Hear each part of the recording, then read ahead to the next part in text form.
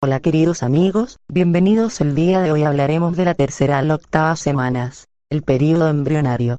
Mencionarles que este tema lo subiré en dos partes. Esta es la primera parte. Empecemos hablando sobre derivados de la capa germinal ectodérmica. Al inicio de la tercera semana de desarrollo, esta capa adopta la forma de un disco más ancho en la región cefálica que en la caudal. El aspecto de la notocorda y del mesodermo precordal hacen que el ectodermo suprayacente se enroce para formar la placa neural. Las células de la placa constituyen el neuroectodermo y esta inducción representa el primer eslabón en el proceso de neurulación, la regulación molecular de la inducción neural. La inducción de la placa neural se debe a la regulación de señalización del factor de crecimiento de los fibroblastos, FGF, junto con la inhibición de la actividad de la proteína morfogénica ósea 4.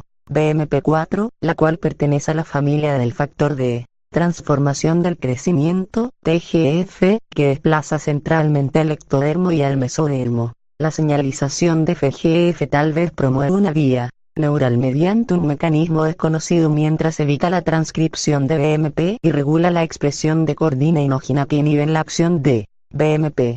La presencia de BMP4, que invade el mesodermo y el ectodermo del embrión en gástrula induce la formación de epidermis a partir del mesodermo. El mesodermo produce el mesodermo de placas intermedia y lateral. Si el ectodermo queda protegido contra la exposición a varias BMP, su estado por omisión consiste en volverse tejido neural. Inactiva a BMP la secreción de otras tres moléculas, nógina, cordina y folistatina. Las tres están presentes en el organizador, nódulo primitivo, en la notocorda y en el mesodermo precordal.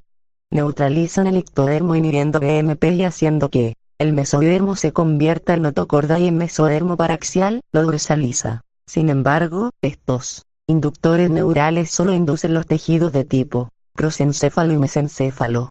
La inducción de las estructuras de las placas caudal y neural, prosencéfalo y médula espinal, dependen de dos proteínas secretadas, WNT3A y FGF. Además, el ácido retinoico, AR, al parecer participa en la organización del eje cráneo-caudal, pues puede causar una reespecificación de los segmentos caudales en otros más caudales al regular la expresión de los genes de homeosecuencia. Continuemos, la neurulación. La neurulación es el proceso mediante el cual la placa neural produce el tubo neural. Uno de los pasos más importantes de este proceso consiste en alargar la placa neural y el eje corporal con el fenómeno de extensión convergente. Se produce un movimiento de lateral a medial en las células del plano del ectodermo y del mesodermo. El proceso está regulado por señales que se desplazan por la vía de polaridad de las células planares. Es esencial para el desarrollo del tubo neural. Conforme la placa neural va alargándose, sus bordes laterales se elevan para producir pliegues neurales y la región medial deprimida da origen al surco neural. En forma gradual, los pliegues neurales se acercan uno a otro en la línea media donde se fusionan. La fusión empieza en la región caudal, quinto somita, y avanza en dirección craneal y caudal. Así se forma el tubo neural. Mientras la fusión no esté completa, los extremos cefálico y caudal del tubo neural se comunican con la cavidad amniótica a través de los neuroporos anterior o craneal y posterior o caudal respectivamente. El neuroporo craneal se cierra aproximadamente en el día 25, fase de 18 a 20 somitas, en tanto que el neuroporo posterior lo hace en el día 28, fase de 25 somitas. En ese momento la neurulación ha terminado y el sistema nervioso central está representado por una estructura tubular cerrada con una parte caudal estrecha, la médula espinal, y una parte cefálica mucho más ancha caracterizada por varias dilataciones, las vesículas encefálicas. Las células de la cresta neural, conforme los pliegues neurales se elevan y fusionan, las células en el borde lateral o cresta del neuroectodermo empiezan a separarse de sus vecinos. Esta población celular, la cresta neural, pasan por una transición epitelio-mesenquimatosa, al salir del neuroectodermo con una migración y desplazamiento activos para entrar en el mesodermo subyacente. El término mesodermo designa las células derivadas del epiblastoide de los tejidos extraembrionarios. El término mesénquima designa un tejido conectivo embrionario poco organizado, sin importar su origen.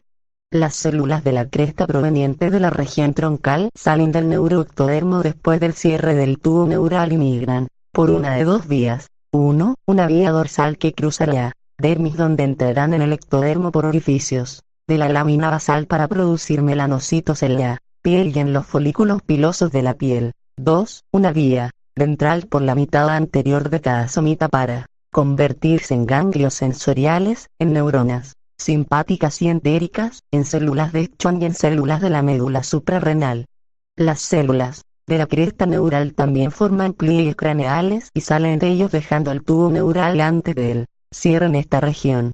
Estas células contribuyen al esqueleto craneofacial, lo mismo que a las neuronas de los ganglios craneales, las células gliales, los melanocitos y otros tipos de células. Además son tan fundamentales y aportan tanto a muchos órganos y tejidos que a veces se los conoce como cuarta capa germinal.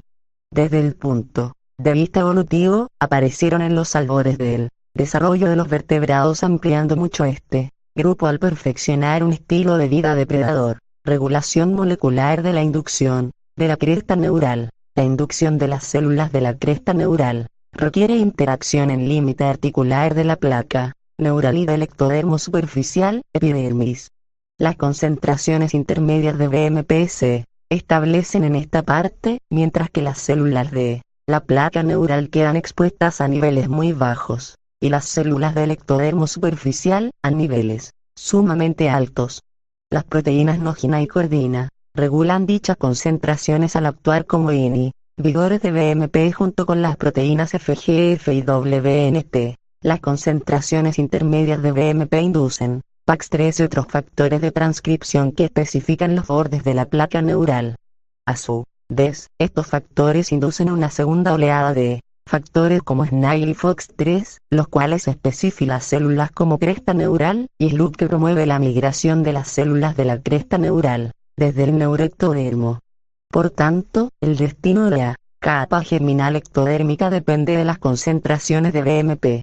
Los altos niveles inducen la formación de la epidermis. Los niveles intermedios en el borde de la placa neural y del ectodermo superficial inducen la cresta neural. Concentraciones muy bajas dan origen al ectodermo neural. Las BMP, otros miembros de la familia TGF y los FGF regulan la migración de las células de la cresta neural, la proliferación y la diferenciación. A las concentraciones anómalas de estas proteínas se les atribuyen defectos de la cresta neural en la región craneofacial de animales de laboratorio. Una vez cerrado el tubo neural, dos engrosamientos ectodérmicos, las placoides auditivas y las placoides del cristalino, se observan en la región cefálica del embrión. Al proseguir el desarrollo, las placoides auditivas se invaginan para producir las vesículas auditivas que se convertirán en las estructuras necesarias para oír y mantener el equilibrio. Más o menos al mismo tiempo aparecen las placoides del cristalino. También ellas se invaginan y durante la quinta semana constituyen los cristalinos de los ojos. En términos generales, la capa germinal ectodérmica da origen a los órganos y estructuras que mantienen contacto con el mundo exterior: el sistema nervioso central, el sistema nervioso periférico, el epitelio sensorial del oído, de la nariz y ojos, la epidermis, incluidos el cabello y las uñas. Además da origen a las glándulas subcutáneas, las glándulas mamarias, la hipófisis y el esmalte de los dientes. Ahora hablaremos de los derivados de la capa germinal mesodérmica. En un principio, las células de la capa germinal mesodérmica forman ambos lados de la línea media, una lámina delgada de tejido laxo. Hacia el día 17, las células cercanas a la línea media proliferan, dando origen a una placa engrosada de tejido conocido como mesodermo paraxial. Más hacia los lados, la capa mesodérmica sigue siendo delgada y se llama placa lateral. Este tejido se divide en dos capas al aparecer y unirse las cavidades intercelulares. Una capa que se continúa con el mesodermo y recubre el amnios, conocida como capa mesodérmica somática parietal. Una capa que se continúa con el mesodermo y recubre el saco vitelino, conocida como capa mesodérmica esplácnica o visceral. Juntas, estas capas revisten una cavidad recién formada, la cavidad intraembrionaria, que se continúa con la cavidad extraembrionaria a ambos lados del embrión. El mesodermo intermedio conecta el mesodermo paraxial al mesodermo de placa lateral. El mesodermo paraxial. Al inicio de la tercera semana el mesodermo paraxial empieza a organizarse en segmentos llamados somitómeros. Estos segmentos primero aparecen en la región cefálica del embrión y su formación prosigue en dirección cefalocaudal. Cada somitómero consta de células mesodérmicas dispuestas en verticilos concéntricos alrededor del centro de la unidad. En la región cefálica, los somitómeros se convierten en neurómeros en asociación con la segmentación de la placa neural, contribuyendo al mesénquima en la cabeza. Desde la región occipital en sentido caudal, los somitómeros continúan organizándose hasta convertirse en somitas. El primer par de somitas aparecen en la región occipital del embrión hacia el día 20 del desarrollo. A partir de este momento otros aparecen en una secuencia cráneo-caudal o un ritmo aproximado de 3 pares diarios, hasta que hay de 42 a 44 pares al final de la quinta semana. Hay 4 pares occipitales, 8 cervicales, 12 torácicos, 5 lumbares, 5 sacros y entre 8 y 10 coccígeos. Más tarde desaparecen el primer par occipital y los últimos somitas coccígeos de 5 a 7, mientras los restantes somitas constituyen el esqueleto axial.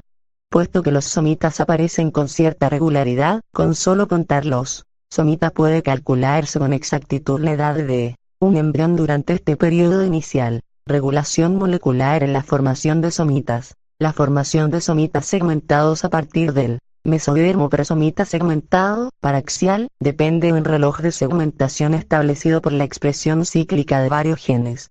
Estos incluyen miembros de las vías de señalización Notch y de WNT que se expresan en un patrón oscilatorio en el mesodermo presomita. Así, pues, la proteína Notch se acumula en mesodermo presomita destinado a constituir el siguiente somita para luego disminuir al iris estableciendo el somita. El aumento de esta proteína activa otros genes modeladores de los segmentos que determinan el somita. Los límites de los somitas están regulados por el ácido retinoico, AR, junto con una combinación de las proteínas FGF8 y WNT3A. El ácido se expresa a concentraciones elevadas en la región craneal y reduce la concentración en la región caudal. En cambio, la combinación de FGF8 y WNT3A se expresa a concentraciones más altas en la región caudal y más bajas en la región craneal. Estos gradientes solapan controlan el reloj de expresión y la actividad de la vía de Notch. La diferenciación de los somitas. Cuando los somitas se forman en el mesodermo presomita, lo hacen como somitómeros de células mesodérmicas parecidas al fibroblasto. Luego estas células pasan por un proceso de epitelización y se disponen en forma de zonas alrededor de una luz pequeña. Al inicio de la cuarta semana las células en las paredes ventral y medial del somita pierden sus características epiteliales, de nuevo se tornan mesenquimatosas, parecidas al fibroblasto, y cambian de posición para rodear el tubo neural y la notocorda. En conjunto estas células forman el esclerótoma, que se diferenciará en vértebras y costillas. Las células de los márgenes dorsomedial y ventrolateral en la región superior del somita forman los precursores de los miocitos, mientras que las situadas entre ambos grupos dan origen al dermatoma. Las células provenientes de los grupos precursores de músculos otra vez se vuelven mesenquimatosas y migran debajo del dermatoma para crear el dermomiótoma. Además, las células procedentes del margen ventrolateral migran a la capa parietal del mesodermo de la placa lateral para producir la mayor parte de la musculatura de la pared corporal, los músculos transversos y oblicuos, internos y externos, del abdomen, así como la mayoría de los músculos de las extremidades. Las células en el dermatoma terminan produciendo la dermis de la piel y de los músculos de la espalda, la pared corporal, los músculos intercostales, y algunos músculos de las extremidades. Los miotomas y dermatomas conservan la inervación de su segmento de origen sin que importe a dónde emigren. Por tanto, cada somita forma su propio esclerótoma, cartílago del tendón y componente óseo, su propio miótoma, que aporta el componente muscular segmentario, y su propio dermatoma, de donde deriva la dermis de la espalda. Los miotomas y dermatomas poseen, además, su propio componente nervioso segmentario. Regulación molecular de la diferenciación de los somitas. Las señales de la diferenciación de los somitas surgen en las estructuras circundantes: notocorda, tubo neural, epidermis y mesodermo de la placa lateral.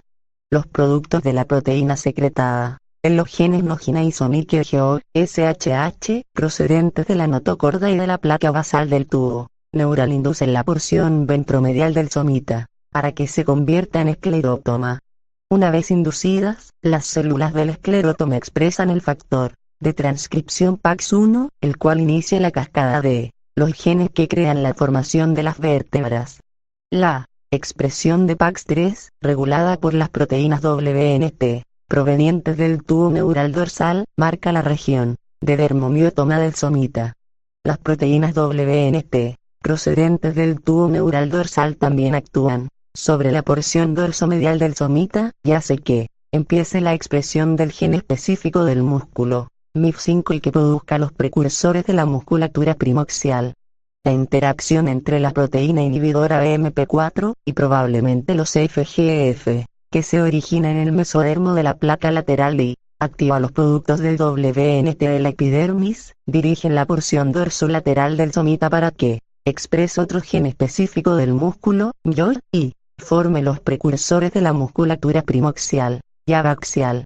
Para formar la dermis, la porción media del epitelio dorsal del somita es dirigida por la neurotrofina 3, NT3, secretada en la región dorsal del tubo neural. Mesodermo intermedio. El mesodermo intermedio, que conecta temporalmente el mesodermo paraxial a la placa lateral, se diferencia en las estructuras urogenitales. En las regiones cervical y torácica superior, genera grupos de células segmentarias, los futuros nefrotomas, mientras que en la región más caudal, produce una masa no segmentada de tejido, el cordón nefrógeno.